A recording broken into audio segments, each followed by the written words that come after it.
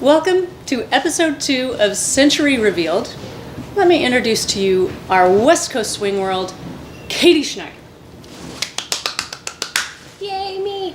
Yay, Katie. There are a ton of things we want to know, and we're going to start with where and when you started dancing. Where and when I started dancing? Or either or. Mm-hmm. You get to pick. Well, in high school, Okay. I started line dancing, Yay. right?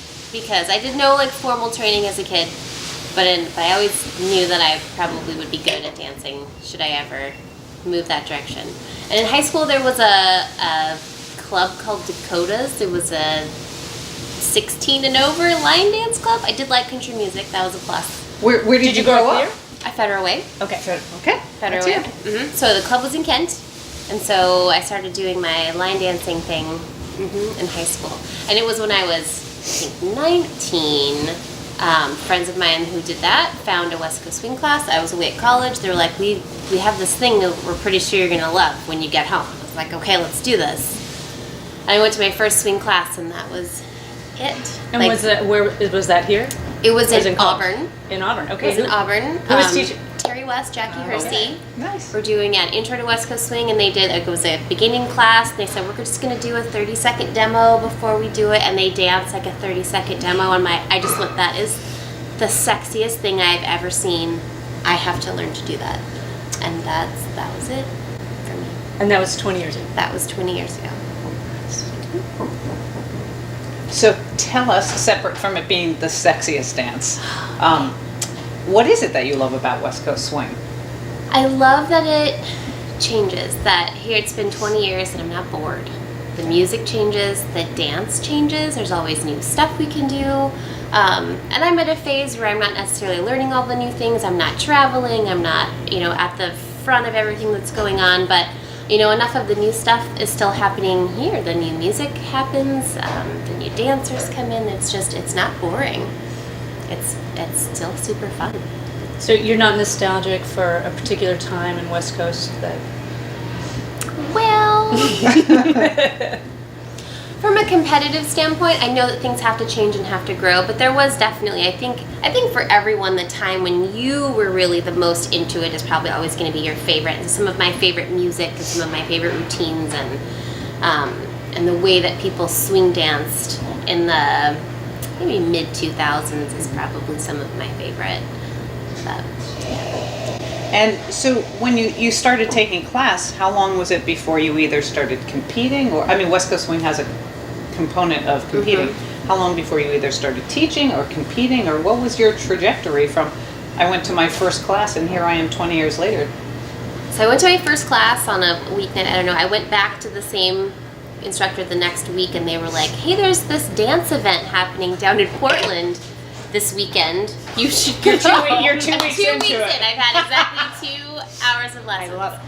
And my friend and I were like, yes, let's do it. Let's drive to Portland. And so I don't think I competed in anything that weekend, but that was my first full weekend late night social dancing. Took all the workshops. Experience was 2 weeks in. And it was a swing and country event, so there was some, line dancing stuff that I could do. I could two-step, I could do that kind of thing. But I hit hard the West Coast swing that weekend. But I was in college in Ellensburg, and there was no West Coast swing dancing over there. So it was a good, probably couple of years before I started traveling, to California and doing more competitive stuff. And were you attracted to the competition right away, or was it just that that's part of the culture, so you do that thing? That's part of the culture, so you do that thing. Friends sign you up for the Jack and Jills, and you're really like, no, I'm not ready, but you do it anyway, because, that's what everyone's doing. But it wasn't a problem for you. You'd already been on the line dance team, so you've done some performing. I did some performing with line dancing. Mm-hmm. Yeah, it was really interesting the way that my dance life, I think, all came together. It was around just a few months after I met West Coast Swing. I took my first jazz class. It was Jazz 101 as an elective at college, and I was like, I'm gonna do that. That sounds fun. I've never done jazz or ballet or anything. I did one class there, and the teacher was like, have you done this before? And I said, no, but I do these other things. And she said, you should come tomorrow to the dance company rehearsal. She's like, I think, and just check us out. You should do that. And I was like, okay. So I went and did that. And like I walked into that room and was like, yes, I think I belong here. And so at that moment I became a dance minor.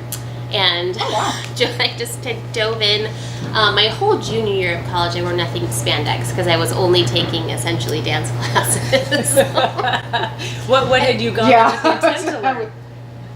I didn't know. Okay. I didn't know necessarily what I wanted to do, but I ended up getting a degree in physical education with a minor in dance. Wow. Yeah. Like all the dance things happened to me at the same time. Yeah. As a kid, like my brothers and sisters played soccer, and I was not into soccer. I did gymnastics, kind of accidentally also too. Did you do You were anything with doing that a other somersault on the degree? playground I and a know, teacher right? came by. So, Coach. so junior high, my friends and I were like, we should sign up for a sport. Gymnastics sounds cool. We'll go and we'll try out, and they'll cut us because we're in the 7th grade, and we'll just do the JV thing. And then I made the varsity team. This is like the anti-Marky horror story. It's like, I couldn't do it, I couldn't count, I couldn't do it, I couldn't count. Oh, so funny. No, Yeah. like my Years. parents just, and I asked my parents once, like, why didn't you put me in dance when I was a kid? Yeah. Clearly I was supposed to do this. You missed something. Right, and they were like, we put you in a ballet class when you were 4 and you hated it. And I was like, what do 4-year-olds know? No And but like I kidding. never Especially did it ballet. again. So yeah, there was an old man who played the piano. It was So do you scary. have, what are your, have you learned all the other dances, or have you really, no, just West Coast, well, Mostly country just West western? Coast swing. A little country western, a little line dancing. Like I said, I did some studying of ballet, Yeah. jazz, modern in college. But socially, like I can follow a salsa, I can follow a little East Coast swing, a little Anything. Lindy Hop. Yeah, I can do that stuff. But I didn't put any effort into the other ballroom dances. Now, I mean, we're gonna skip the middle for a moment, but now Sure. do you, you've performed, you've competed. Have you ever just performed and not competed? Like I was asking Al the other day. There's a lot of swing dance performance troupe or salsa dance performance troupes that weren't about competition. They were just about So making a group. exhibition. Yeah, exhibition. We did cabaret shows where there wasn't any competition. Has competition always been a part of it for you? Less about the competition part and more that competitions were the only place to do the dance. Like to Yeah. perform in front of the audience that I wanted to perform it for. If that makes sense. Yeah. Within West Coast Swing, I mean, unless I wanted to perform it for strangers who sometimes they get what we're doing and sometimes they don't. It's not always the dance that people who don't understand it, it's not always the most exciting thing. Like it's the most fun to perform it for your friends. So at West Coast Swing events, unless the event was offering like a show, Yeah. which sometimes I would do if we were on staff and they didn't have the competitions because they weren't big enough and they would do an exhibition show, and yeah, I would do it. But usually just in competition because that was the opportunity.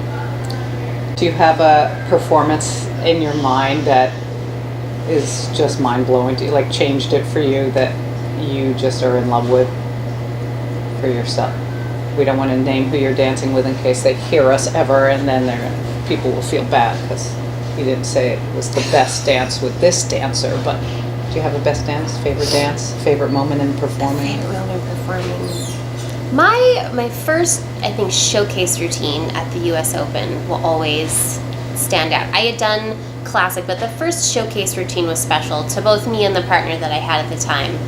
It was of the routines that we did, that was always our favorite one, and putting that on the U.S. Open floor was such a huge achievement for the both of us because it's such a difficult category Yeah. to dance in. It's such a change because in showcase you can do lifts and aerials, and you have to pick Get your in partner the up air. and get on the air. And even with my gymnastics background, there's something about the in the air part that is scary. Yeah. But the partner that I had at the time is 6'6", and so the in the air was, we had to You do were way it. up We there. had to do it, but it was also way higher Yeah. than everyone else Yeah. that was doing it. So it just, it was, that part was scary. So it was a huge achievement, and it was super fun. And we both were just really excited to have that moment. And everything else that came was fun too, but like that first performance was special. Do you have a style of music now that you love dancing to, or has it changed for you at all? Oh, it changes all the time. Yeah. Right. Because the music for West Coast Swing changes all the time. I really am into the slow bluesy stuff right now, because part of me feels like it's a hole in what a lot of West Coast swing is doing right now. There's been such a contemporary shift, and when the contemporary shift came around and everyone was doing lyrical stuff, because I have another dance background, I loved the lyrical stuff because now I was getting to use some of my ballet and modern and all of that in a different way. But I feel like that influence shaped the dance a certain way. So like now I feel good when it swings back to the other side of the pendulum. More of the traditional swing is almost more fun for me. And how did you make the jump from competing and performing to teaching? Well, I mean, I know they overlap, but yeah. At the time that I started West Coast swing dancing in Washington State, in the Seattle area, there were maybe 15 people under the age of 50 that did it. So there was kind of a close-knit group of us that were all kind of doing it together. And I started dating a dancer that was a bit better than me, and he had a competitive routine with someone else, but their dance partnership fell apart. And he was like, well, you could do it. And I was like, what? Okay, let's do that. So I kind of jumped into those shoes, and now I have a competitive routine that we're traveling with.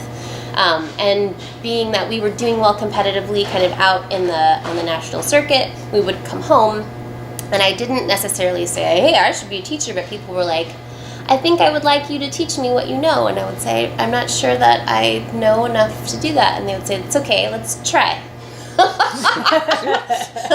and so I started teaching pretty quickly into it. So how long have you been teaching? So if I've been dancing 20 years, I've been teaching probably at least 18, 18, 17 of those years. Yeah. Still like teaching? I do still love teaching. I've been a teacher for a long time now, and I feel like it's taken a long time to really hone that craft. Because when I started it, I didn't know what I was doing in a teaching perspective. So I've come to really appreciate the skill that I have. And weirdly, I never really used my degree in physical education the way that I thought I would. I thought I would go into a high school and start teaching dance and aerobics classes, and I never did that. So I do still have a platform to use the education that I received. So I like that. Yeah.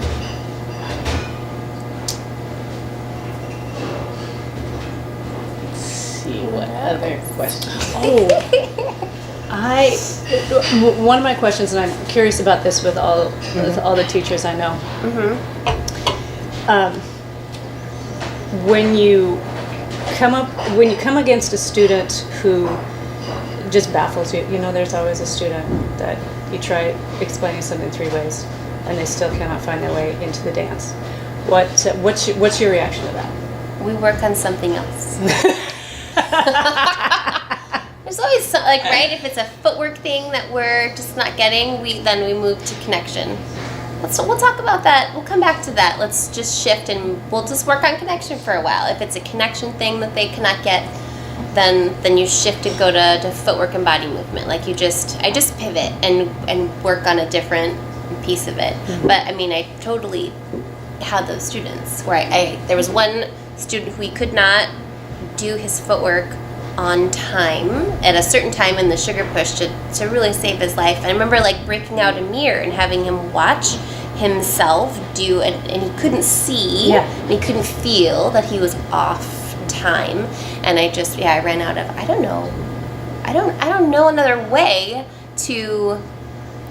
So we're just gonna forget about it. And so I just was like, we're just gonna work on other stuff. We're not gonna talk about timing again.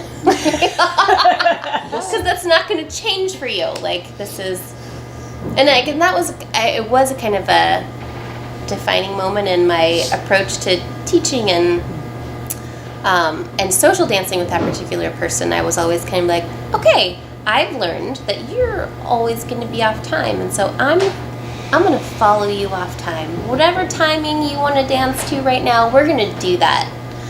And my dances with him became so much better because I wasn't fighting what he was trying to lead. It's like, I'm just going to try to follow what it is you're trying to lead, and we'll see where that ends up. Yeah.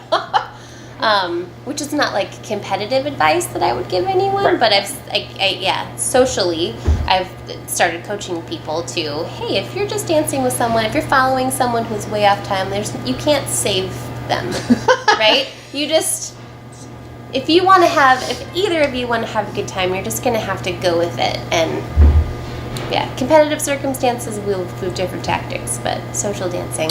And did he ever get it? That you know of? I don't think so. Okay. I mean, it's not that he couldn't dance, but just like the one thing that we were working on, right? It just was always going to be off time, and so, yeah. And he wasn't a competitor; like he was social dancing. He was just a social dancer, so yeah, he continued to dance and have fun, and that's what he was there for. So we've been having conversations about, from a lead's perspective, what leads think, I mean, because classes, at least here, and I think most classes are somewhat progressive if you're doing series, so it comes with some structure, some moves, some, building upon that, and then lots of technique in there. But we started asking follows, what makes a good dance for them? And I'm curious, as a teacher, but maybe trying to throw your mind back to when you weren't as great, like in your first lesson, not your second lesson, before you actually became great. Right. What do you either tell students or what about, I mean, the dance seems challenging, I think. But so what is it that you think that is good for students to know about what is great about this dance and what is important about the dance? Is it the moves? Is it the connection? Is it the timing? I mean, you clearly just said it's not exactly about the footwork if you just can't get there. But for you or for advice for students, like, because leads, I feel like leads are constantly looking for more material to throw on you. So it's kind of two questions. Right, okay. Yeah. One is about like the dance in general, and one is your experience as a follow. What makes a good dance? Okay, let's start there. That's a good one. So my experience as a follow, if I'm throwing it back to like when I was first learning, having a lead that was just super clear, like that was my absolute must-have, because I didn't know enough to add my own voice necessarily, and I just wanted to fly, right? And when you have a good lead, it just feels like you're flying. I would say it's different now. Like now, I don't have to have all of the fancy moves, and I don't necessarily have to fly, but I love a good, easy connection and something that is super musical. It can be really basic. Maybe we just did left side passes and sugar pushes, so like it doesn't have to be somebody who's really experienced, but if they can keep time and have a decent connection, and I can just kind of work within that, because what I like about West Coast Swing is the freedom that I have. The difficulty in West Coast Swing is the amount of freedom that there is, right? And getting two people who are always moving in the opposite direction and usually only holding one hand to figure out what each other are doing. Boy, I'm just now afraid to ever want to go back and do that dance. I feel like a lot of other dances, you're in closed position, you're doing things in tandem or mirror imaging things, but in West Coast Swing, we're always at odds with each other. We're always moving in the opposite direction. So there's difficulty in that. But in just the simplicity and the musicalness of it, I love just an easy connection and the freedom that I have within basic sugar pushes and left side passes to be musical in any way that I might want to. And I can do that now. Like at a more advanced stage, I can do that without messing up what someone else might be doing. So I like that. Okay, I'm going to skip that first part of that question. This is my. Could you give advice to leads and follows, both like what about the dance, about I don't know about anything about life. So about life. I was willing to just dance life. Dance life. Yeah, right. And that's the thing. I didn't want to narrow it down to just that. Sure. So and so to piggyback on that, like if I was going to give advice to leads that are learning, I would say don't worry so much about your material and the number of moves that you know. Worry about being on time and in sync with the music, appropriate phrasing, and giving me space to be me.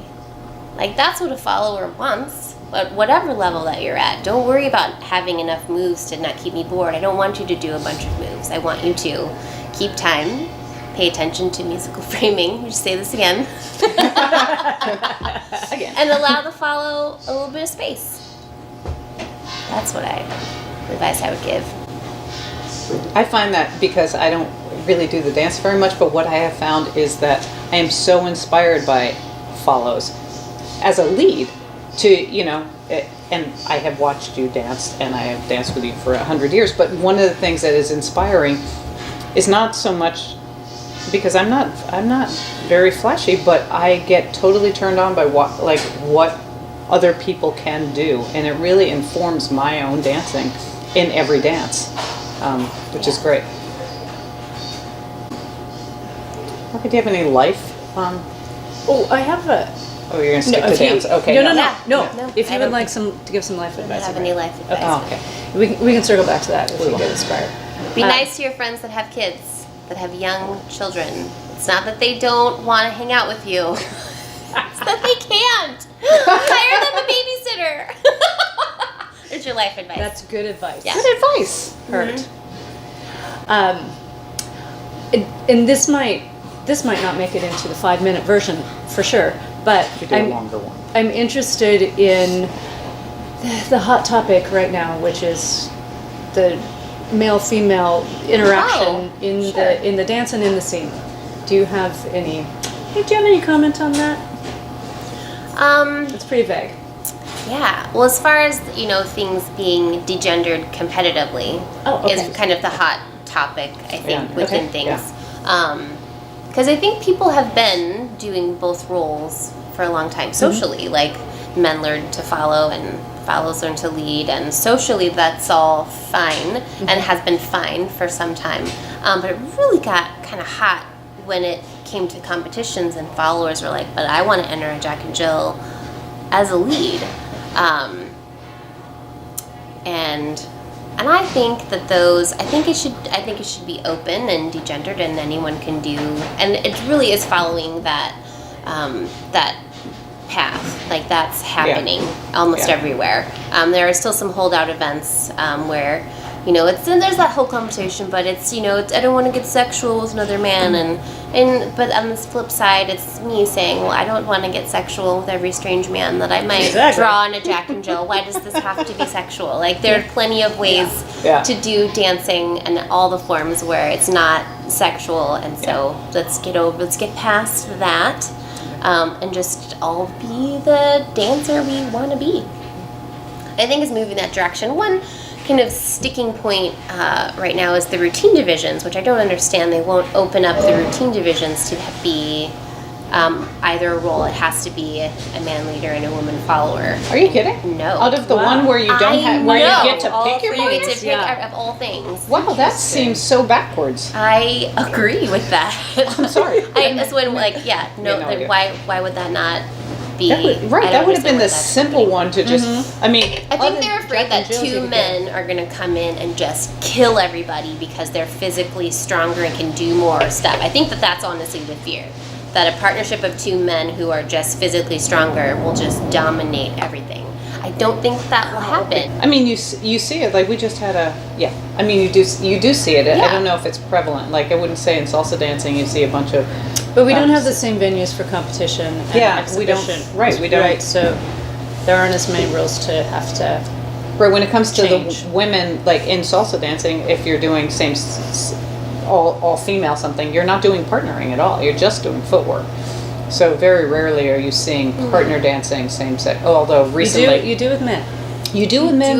There are a couple, I was gonna say couples out there. I've seen several both two male people in a salsa partnership do amazing things. Yeah, we just had one haven't seen perform two here, women. except for the two of us. And we don't compete. So the other question about, is there anything happening right now, because it's come up a lot in different worlds about inappropriate behavior in this community, Consent, or harassment. consent, harassment. All those things have been coming up as in topics in the communities in a very huge way. Is that it all hit the West Coast swing world at all, or has it always been a part of it because it's just dance and we're physical, or Yes. is it? For us, it really blew up a couple of years ago. There was a champion teacher, a champion dancer teacher, hired at tons of events, and he got kind of outed in a Facebook post. Like, somebody actually named him and said, "This is something that's happening, and here's the proof that I have, and here are the other people that have had a problem with this." And like, so instead of it being hearsay, it kind of came out as with, here are the police reports that back up these Wow. things. And he was kicked out of the dance community. And he, of all the inappropriate things that have gone on in the past, he was the first one that the community, I think, really came down on in my time in it and said, "You need to go." And has now, because of, we're in the limelight of Right. Has anything else come out in that world at all, as other than like, Yeah. why can't I lead because I'm a lady? Why can't I be a leader? Separate from that, but really just more about consent and abuse. And There have been a lot of conversations about it since that happened. There was another individual last year who was not a champion. He wasn't a teacher, so I think it was a little bit, easier to come forward with things against him, and just a pattern of harassment, a number of people, and he was banned from a lot of dances and events as well. And there has been a lot of conversation about protocol of, who do you talk to, who do you go to if you feel like you're being harassed. So there have been a lot of conversations about that, which I think is really good. So I think all of us have thought back on our lives of, how many times have I been harassed? Right. More than I, probably care to count or recognize. So I think it's good that those conversations are definitely happening. so let's get personal now. Okay. So you're married. Mm-hmm. How long have you been married? I've been married almost 8 years in January. And does your husband dance? He does not. I assumed it was your husband. I know it's your husband, but I shouldn't have assumed that. Your husband, has he ever danced? Separate from like in the kitchen? Not that. Well, in high school, he was in a production of, it was either Guys and Dolls or Bye Bye Birdie. I forget which one. Oh, yeah, love those. This But is like, gonna be on the internet he forever. was Is it gonna be okay? I think it was Guys and Dolls. It was a dancing role. He was a dancer, and I think a singer. I think because it's a musical, so I think he sang yes, and there you go. danced. Since then, no, not really. He could if he wanted. He just doesn't want to. He's one of those guys that's just kind of a little bit good at everything, but doesn't specialize in anything. Yeah. Yeah. And you have children. I have 2 kids. I have 2 daughters, 3 and 17 months. And how does that fit into your world of dancing? Wow. It's cute because the oldest one likes to watch videos of me dancing, and if I'm watching something on my phone and it's not me, she'll come over and watch it for a couple seconds and then be like, "Why are we watching why aren't you someone on else?" Right? Like, no, I don't want to watch these people. I want to watch Mama dance. So that's kind of fun. That's kind of fun. But I mean, it makes life in general more difficult. Anytime you have 2 little kids in the mix, it just makes any job you might have harder. Yeah, I'm sure. Yeah, it's just, we're just continuously busy. Even if it was a day where everyone was home and we were in our pajamas, we were busy. There was no downtime. It doesn't happen. So how did it change dancing while you were really pregnant? Oh, so that was like, because your center of gravity just kind of gets lower and larger. So some things felt like way more balanced, but I noticed that it would catch me off guard on the stopping. Like, I could still go, right? But like, I would lean into something and realize, whoa, there's a lot more of me to slow down than there was a month ago. So I would kind of overshoot things sometimes. That was, yeah. And my legs got really tired. Moving all that more of me around. Yeah. Mhm. Yeah. Mhm. Yeah. Do you think about ever learning new dances, or have you reached this point where you're like, do you still love dancing in that way where you're like, oh, I'd love to go out country western line dancing again, or Sometimes. Yeah. I mean, like, if I had the time to do that, Super. Yeah. yeah, that would be fun. I love occasionally line dancing and two-stepping. Yeah. But not a lot of other dances hold the same amount of interest for me. I've tried Lindy Hop, but it's a vibe I don't get. I spent so much time trying to be pretty and sexy that then I go to a Lindy Hop dance, and for a short amount of time, a long time ago, I dated a Lindy Hopper, and I would show up to things and just feel like, oh, I'm overdressed again. I tried to tone it down and I can't. So let's talk about the West Coast swing clothing, the attire. We kind of understand. Well, let's just talk about it. Has it changed over the years from flowy to something else? So dance boots came in a couple of years ago, and so leggings and boots are that's big. That's a big thing, and very comfortable. Very. I switched over to boots, and now I can't go back to that traditional sandal with the low wimpy heel that it had. Just the whole shoe was just, it hurts. So dance boots it is. Dance boots. Dance boots. Okay. I remember saying that last year when we did Plymouth. Well, the costume has to work with dance boots. I work with my boots. That dance boots forever. I just really didn't expect to hear that. Okay, we'll get that T-shirt. Yeah. Okay. No, but it's funny. I mean, because West Coast swing we normally wear just kind of whatever people are wearing. There's not a time period we have to stick to. It's whatever kind of is fashionable, as long as it's not too hot. I'm not going to wear a big thick sweater. But it's funny. There was definitely a period of time when strapless shirts were in. I was watching old dance videos of when I was in my 20s again. That whole dance minor time where everything was spandex. I was looking. I had backless shirts on. I'm not even wearing a bra. Where are my clothes? Who let me out of the house like that?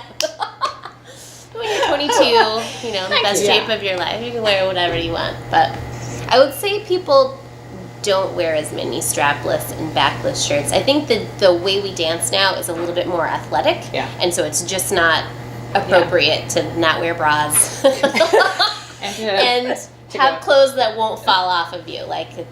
They may be revealing and stuff like that, but we're more, I think things are a little bit more athletic than they used to be. With the advent of Zouk, there's a lot more upper body movement than there ever used to be. Need a bra. Yeah. So do you think that people who learn this dance could learn this dance without ever taking a class? Very hard. I think it would be super hard to learn it just kind of on the fly. And some people have tried, but there definitely are some rhythmic things that you lose because there's not one rhythm. We have two that we mix back and forth and then change whenever we want to. So if you follow well, and I've done other dances, I think, if you're really good at another dance that might be similar, if you're really good at Lindy Hop already, you understand the rhythm structure that makes sense. So you can come in and just kind of adjust things. But I think it's super hard to learn without any lessons at all. Not that you can't do it. There are people that have done it, but I think it would be very hard. Yeah. Yeah, very hard. Yeah, I've done a lot of dances, and I even took classes in West Coast. But the triple step kills you. It's not just the change. It's just not the 6 and the 8. There's another little thing where it's the and a half and a third, and you have to kind of go to the side and then come back in before you go down. You would just never know that. You can't totally be led in that. You can almost be led in it. Right. Yeah. Yeah, because you're actually not touching somebody the whole time. So it's you have to go do your part. There are some things you have to know. Yeah. That's right. You can't just blindly follow West Coast swing. No. Do you think it's harder to lead or follow? I think at the beginning it's harder to lead because there's just more information that you have to process. A lot of the follower footwork is the same for a lot of stuff at the beginning. I think following at a higher level is harder because at a certain point, as a lead, you always will learn how to dance the way that you dance, but as a follower, I have to learn how to follow the way everyone else dances. The way that I follow can't be the same from dance to dance. I have to change for every partner. So.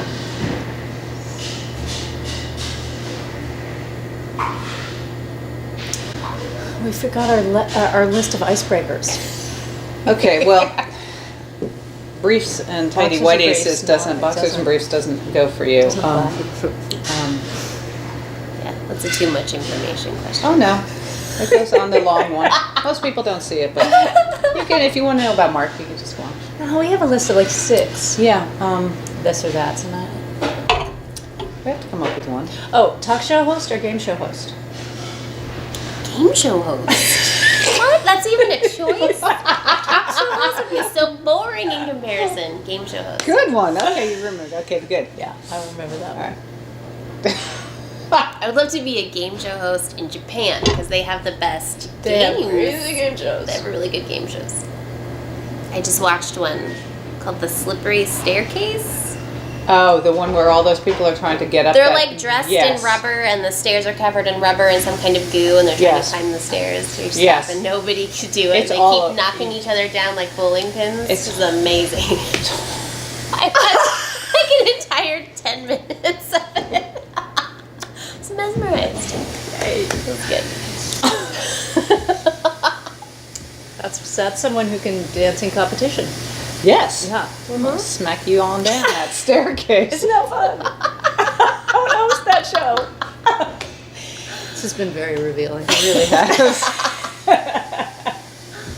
I do. I love board games and I'm pretty competitive. So like the game Yes, show. I love this absolutely. because the facade and the inside. It's like she's mesmerized you and then she's going to take you down. Watch out. Everyone does. They think that I'm super nice I know. and sweet. That's true. The inside is maybe slightly different. Just a tad.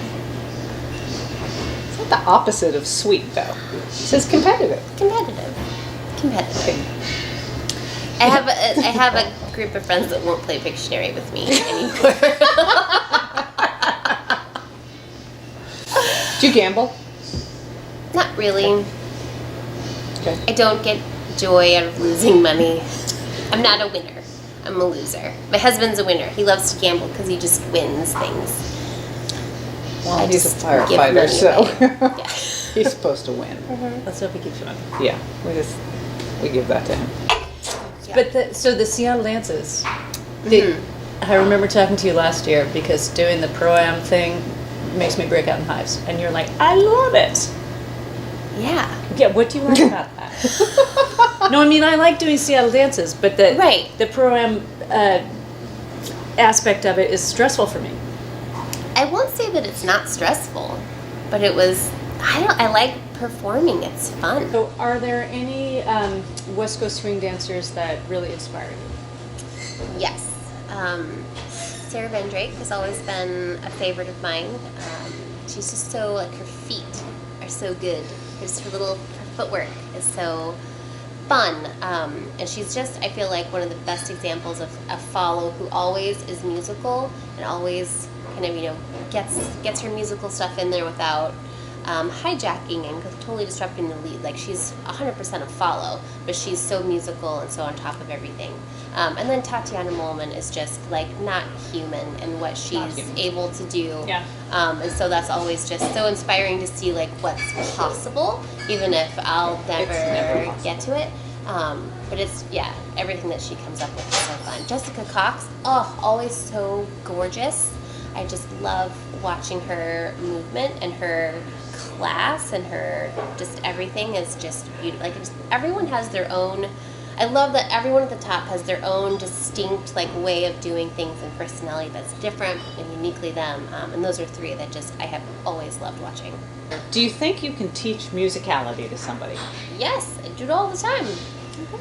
Especially with West Coast Swing, there are some things that make it easier. And one of the more brilliant lessons that I took, because I didn't necessarily need musicality lessons. Again, dancing was something I always kind of understood. Music was something I always understood. My background in jazz gave me a really strong structure of the 8 count, right? And this is how we dance to 5, 6, 7, 8. Let's do this. So I've always understood music, but I had a really awesome lesson in a workshop with Mario Raval where he broke down phrasing for me in both contemporary music and blues music, how they were different, why, like, what you're hearing, and how the music makes a map for you of when the hits are coming, and that things are always going to repeat themselves. And so I think for West Coast Swing, it's easy to teach musicality in the sense that there's a lot to work with. There's different ways to approach it.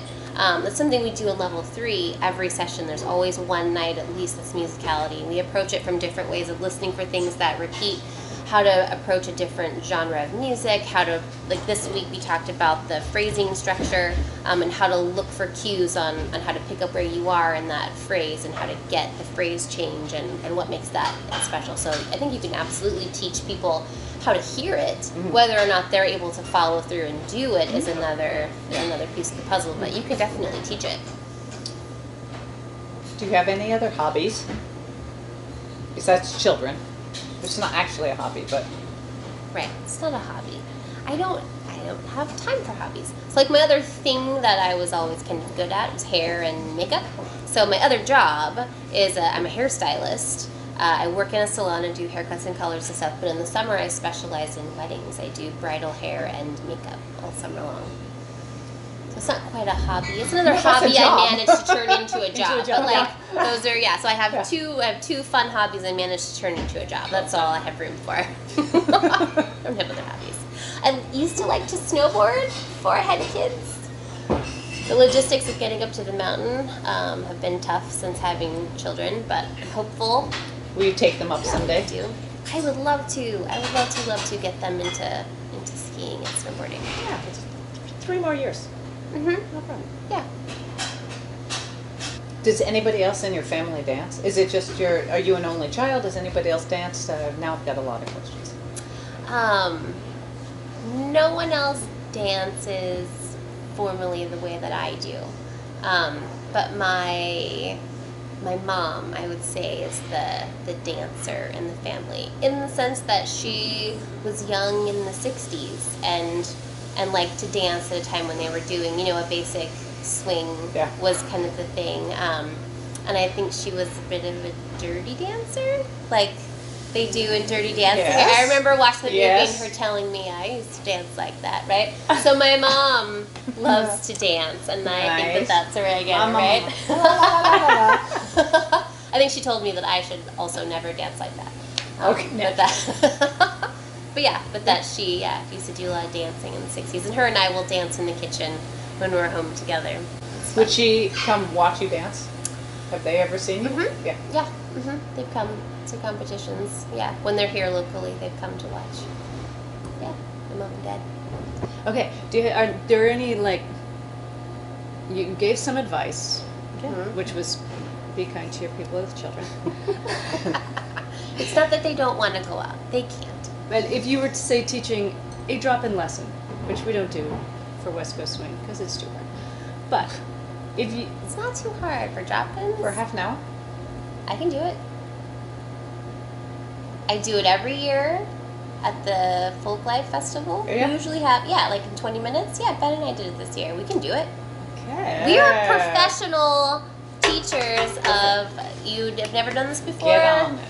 Let's we're do going to it. get you doing it. Yeah. Sweet. Yeah. Okay. And Adding that to the and list. the Dance Till Dusk, the thing that The they Dance do. Till Dusk, yeah. Right. Yeah, I've done Yeah. drop-ins, the drop-in thing for them too. Okay. Yeah, we can totally drop in West Coast Swing. All right, It's you possible. better watch out. I mean, it's not like awesome technique, but Right, because Right, but that's drop-in not lessons really are not not drop-ins awesome are technique. not No. awesome technique. Yeah. So when you get That's to doable. do you have a thing that you tell, advice-wise, that you tell to, say, a whole crop of people who just tasted this for the first time? You're like, you need to know, at the very least, you need to know this before I send you on your way. The rhythm is just so key when you're first learning. That I say, if you don't do anything else, if you never, if you don't practice anything else, if you can put on a song and you can just walk out the rhythm by yourself and go forwards, go backwards, walk around the room, just that walk, triple. If you can get that rhythm kind of into your body, then everything else will come so easy as far as turn left, turn right. all of that. Which mattress to buy, which car to get, who to settle down with, as long as you Yeah, move on. just Just walk, slow walk, dribble, dribble, slow dribble. dribble. You can do it. All right. All right, let's do it. That's the information you needed to know. Mhm.